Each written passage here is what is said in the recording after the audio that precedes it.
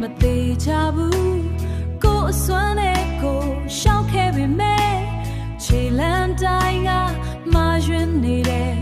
ပင်ပန်းနွမ်းနေနေတဲ့နှလုံးသားဟာအနာယူရာအရက်ကိုရှာနေမိတယ်